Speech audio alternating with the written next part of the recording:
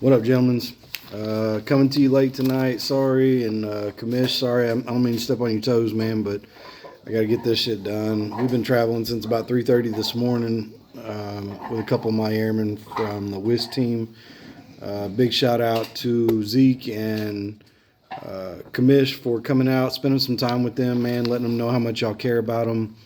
Struggling through what was a shitty ass day, and I know y'all felt it. But you know it wasn't their fault, and gave them the praise they deserve, so I appreciate it. They felt real good afterwards, listening to the good words y'all gave them, so thank you. Jump right into it for this week. Beast and Bum of the Week. For me this week, I got Beast of the Weeks going straight to Candy Shop, man. Again, I told you I hate picking his games every week because his teams, it does nothing near the projections ever, both positive and negative. And he just blew it up this week. Pulled out a huge win, put up massive points. For that reason, I'm giving Candy Shop my Beast of the Week. Bum of the Week goes to YNJ. Crazy low point output, plus a 66% efficiency rating on the team. And you could have done some damage, shook some shit up with a little bit of a win yourself. So for that reason, my Bum of the Week goes to YNJ. And go ahead and throw it out there to Philly Boy Green. I know you beat his ass up a little bit last night on your or 2 nights ago on your pod. I got to stand up for him a little bit. The Amon-Ra St. Brown thing, he didn't just not set his roster. Amon-Ra went in, he played, he went out in the first series with a bad ankle injury and got 0 points. I got him in all 3 of my other leagues, and it cost me a win just about in every single one of them. So give him a little bit of grace. He at least set his lineup this week. It just didn't work out. The injuries and then poor output is what fucked him over. But he at least put a lineup in, and I think you didn't think he did based on your commentary. So, yeah, a little bit of grace be appreciated for him, even though he's gone, and I ain't mad about that either. I think it's the right move. All right, now rolling into picks. So I was 0-6 last week. I bounced back with a decent week this week, going 4-2. I ain't mad about it because the big thing is I found myself in first place, and I am not pissed. I picked it in a way. Matter of fact, I picked it all the way through. Like the picks I had last week actually led up to the number 1 spot, and I'm sitting there comfortably. Well, not comfortably right now because if I lose this week, I could fall right back down to 3rd place just as easy as I got to 1st. So, is what it is. But I'm sitting up there. Go on now. Come on. Shit. Take these motherfuckers and just get them out of here. Well, don't worry about it. Just take their ass over here. I can't deal with them. Fuck. All right. Picks. Yep. So 4-2 last week. It's a nice little bounce back. And again, I found myself in first place. So let's move into the first game. It's a big one, too. D's Bucks versus Duke Shabag. Computer's got it heavily favored in Duke's way. Let's see what they got going on. I got Bo Nix against the Raiders. Probably going to eat. I just hope Max Crosby don't get to him too often and hurt him. Devon Achane against the Jets is going to be nice. Ashton Jennings probably not going to do a whole hell of a lot against the Broncos. Oh, well, maybe. I don't know. Maybe he will. We got some injuries on that front defensive line, so if folks don't do their part in the backup role, could be trouble. For Duke, he's got Lamar Jackson against Pittsburgh. Lamar has really sucked ass the last 3 outings, and I don't know he's going to do a whole lot better against Pittsburgh, even though it's kind of a rivalry game. Well, it is a rivalry game. If he ever bounces back, it would be this one. I just don't know that he's got that in him. Saquon Barkley against the Chargers and James Cook against Cincinnati. I don't know if the Cincinnati defense is real after last week with Burrow hyping them up or what, so I don't know what to make of that. Oh, my God. Fuck off. Sorry. Projections are pretty high for those dudes. I don't know what's going on. Wide receivers, though, Lab McConkey against Philly, Rashee Rice, Jalen Waddle, and then Chris Olave. Oh, man, I think Jameson Williams is going to blow the fuck up against Dallas. You have a big night, man, because I think St. Brown's out. And then, of course, McBride's been doing his thing all season, so I can't say shit. Anything McBride does is going to cancel out your defense, D's Bucks. So, man, I hate to do it. I would really love for you to pull off the win, but I got to go with Duke on this one. I think he's got just better matchups, and it's looking good for him. Man, I'm dealing with that Kosovo fucking cough. I don't know if y'all fellas that went out there feeling that shit. Like, I'm clearing my chest and throat nonstop. This shit's brutal. All right, next game. We got BDZ versus Commish, man. Soup. And again, even more heavily favored for the Commish. Let's take a look. Joe Burrow against Buffalo. Should be a shootout, so he should put some points up. He did well last week, too, so he's back to form.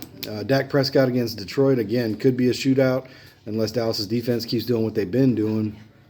So we'll see how it goes. Got to start Allgeier against Seattle and Breece Hall against Miami. And then Bam Knight. Jonathan Taylor. Oh, 2 running backs for the Commish this week. Why is that? Let's see what you got going. Oh, because of the bye weeks. Okay, got it. Yeah, I don't know that Bam Knight's a good start this week, but we'll see what happens, especially not against the Rams. Either way, Jonathan Taylor should do okay against Jacksonville, maybe. We'll see. Jackson Smith and Jigba might have a little bounce back week. I don't know how well Travis Kelce does against Houston, though. That one might be tough. Oh, you're running 2 tight ends. Yeah, you're not going to let Tyler Warren sit on the bench ever again, I don't believe, after the talk we had. We'll see what happens. Now with BDZ, with T. Higgins, Adonai Mitchell, George Pickens, that's pretty strong at the wide receiver core. And then defenses, yeah, I don't know. I got to go with the computer on this one, too. I think the Commish pulls it out. I think it'll be close. I think it'll be closer than what they're predicting. But, yeah, I got the Commish pulling out the win on this one. All right, next up, Cannoli and Philly Boy Green. Good pod, by the way, man. Appreciate you. Didn't get to listen to it the night you did it or the morning after on the way to work. I was late getting to it, so I didn't put no comments up. But it was a good outing, man. Appreciate you keeping the shit alive and keeping with your timelines. Back to the matchup. Cannoli with Josh Allen against Cincinnati. They got him protected at 31. I don't know if he does that, but he should put up some good points. And then Matt Stafford against Arizona should do just fine. Josh Jacobs splitting carries a little bit now against the Bears. DeAndre Swift, I think, is going to be okay. Looks like the Bears figured out their running game last week. I stand by it, man. I think the Bears are going to go through and whoop Green Bay's ass. That game they did last week was crazy watching them run the ball. They just did whatever the fuck they wanted, and that was impressive, man. I think Green Bay's soft. I think they're a joke. They ain't going to make it. And I put the bet out there. Shit, I even gave up points and didn't get nothing back. So whatever. I think, yeah, Swift should have another nice game, somewhere between 15, 20 points. And you can't beat that. Over there for Philly Boy Green, though, Kyron Williams. Hopefully he has a little bounce back for you. I hate you got to keep starting Justin Jefferson, man, because he is fucking hot garbage with no quarterback. Alec Pierce, I understand the struggles with him and putting him in and out. Deebo Samuel, you got to leave him in. Over on the other side, Cortland Sutton and Xavier Worthy. Nice little matchup. Damn, if Josh Jacobs weren't splitting carries like he is, I'd be inclined to lean towards you, Cannoli. But looking at everything else, and damn, you got Packers defense. You got your running back taking points away from you every time he touches the ball. Yeah, for that reason, I got to go with Philly Boy Green. I think you pull it out, man, and you avoid getting relegated and ending your season on this week. At least I'm pulling for you. If nothing else, this is good wishes your way. I hope it don't fall to you to be the guy that's out. I think your content will be a whole lot better if you're still in it for the next couple weeks. So I'm pulling for you, man, and I'm going to give you the win on this one. All right, next. YNJ versus Chubb Hunter. YNJ, Caleb Williams, Travis Etienne, Rachaad White. Again, Rachaad White's taking a little bit of hit with Bucky coming back, which is not a bad thing. I mean, Bucky's killing it. Jerry Jeudy, Terry McLaurin, and Philly Boy gave you some shit about not playing him. I get it. I see you got a lot of buys going this week, so you're almost out of options. With Amon-Ra questionable, I think you got about the best lineup you can put in, so we'll see what happens. Chubb Hunter with Jared Goff, Derrick Henry, Bucky. Yep, so you guys are, head-to-head on that one. Keyshawn Judkins. Khalil Shakir didn't do shit last week, and I thought he would. little bit of that gin. Christian Watson, maybe he has another good game. Heavily favored for Chubb Hunter by the computer, and I got to be honest, I'm sticking with them on this one. I think he gets the win, unless something crazy happens. All right, next up, Candy Shop and Red Balls. Man, I fucking hate picking Candy Shop's games. This one's close, man. They got them almost 50-50. Candy Shop got Jaden Daniels going against Minnesota. Is Daniels back this week, or is it going to be Mariota?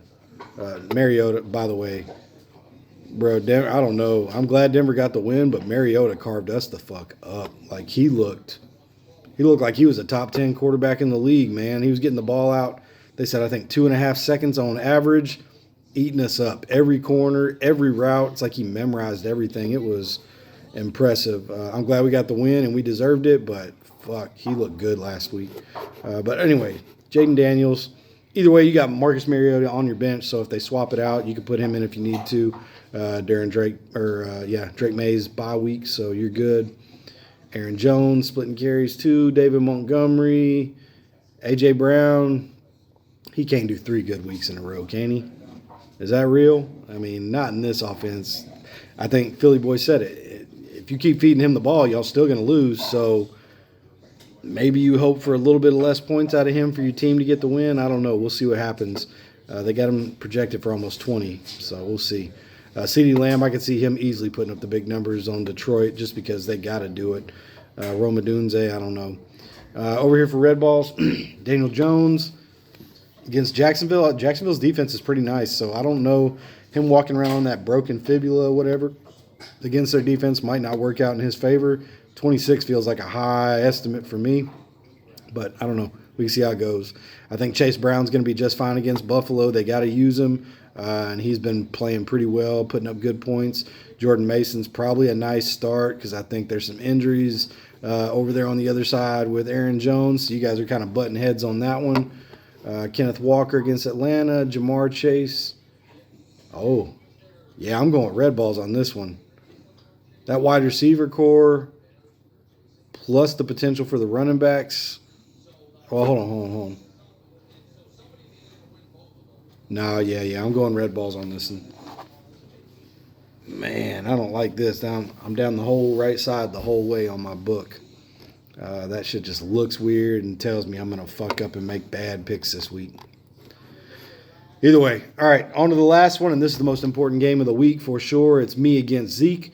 This one has got all the implications. If I win this one, I take the number 1 seed overall, I think, at least up north, and then I should get the bye, and I make it impossible for the other guys to catch me. And to be fair, I mentioned it last week, my team's so up and down and inconsistent, and nobody's really gave me shit either. If y'all look at the stats, I think I'm the lowest points for and the lowest points against up north the whole season. I just keep winning at the right times. I can't see me making a championship run unless I get healthy. You know, I still got guys sitting on my bench, sitting on IR that were putting up huge numbers at the beginning. RJ Harvey's going to go the rest of the season as the starter. So if I can get the bye week, maybe I get a shot. I need this win against Zeke, something serious. But that motherfucker's averaging crazy points as of late. And I think he's got a strong roster this week with good matchups. Mine, on the other hand, is not the case. I'm still dealing with an injured Baker Mayfield. Jahmyr Gibbs against Dallas. I heard something today said they've got the number 1 rush defense over the last 3 weeks since they picked up Quinnen Williams in the entire NFL. I don't know how that works out. So we'll see. I'm hopeful. I do think RJ Harvey will have a good game against Las Vegas. But over here, he's got Kyle Monange, which I really like. I got him in a dynasty league. I got him stashed away right now. But he is about to put me in championship contention next year, I feel like. And then Jaylen Warren against Baltimore. I hope they lock him down a little bit. However, he's got great wide receivers. Devontae Adams, the number 1 receiver in the league right now, in my opinion, as far as fantasy goes with the touchdowns every week. Troy Franklin, he seems sneaky quiet, but he's not, man. And I think Bo Nix is going to him a whole lot. So I expect he's going to have a good game against Las Vegas. And, of course, Puka Nacua is what it is. Eagles defense should eat against the Chargers, especially if what's his name is out. If Herbert is sitting because of this broken hand, Eagles are going to have fun, man, and they're going to put up some big points. Over here, I got Nico against the Chiefs. I'm not happy about that. Emeka Egbuka, after week 5, 6, he's not done shit. So he's just, I have to hope and pray he does well. I'm hopeful Brock Bowers does well, just not at the demise of my Broncos. We'll see what happens. Again, tight ends usually do really well against us. Middle linebacking core is not the best at coverage, so Brock Bowers should have a good day unless the pass rush gets to him. And then the Broncos defense, that's the only problem. I got him going against the Broncos defense, so if he scores, I'm hurting, but I'm hoping they get a bunch of sacks and kind of evens us out. So with this, computer's got me heavily favored. I don't think that's the case. I think it's going to be real close. Man, just wishful thinking, I'm going to give it to me. I hope I get it just for that reason because I need it. I don't think it's going to work out in my favor, but I got no choice, man. I need the win. I'm going to pull for me. So, okay, last segment of the night, right and wrong. Where Wazy was right, where Wazy was wrong. Where I was right, Devon Achane was going to have a big old game, and that D's Bucks was going to get that win. Devon Achane put up 22.4 in D's Bucks. Silenced the commish, a little bit the commish's fault. Like he said, he could have made some changes in his roster that would have got him the win. But either way, I was right on that one. I predicted it from the get-go, and the commish gave me shit in the chats about picking against him, but I had to, and it worked out in my favor. Where I was wrong, Bam Knight, I gave the commish a bunch of shit about having him at the time.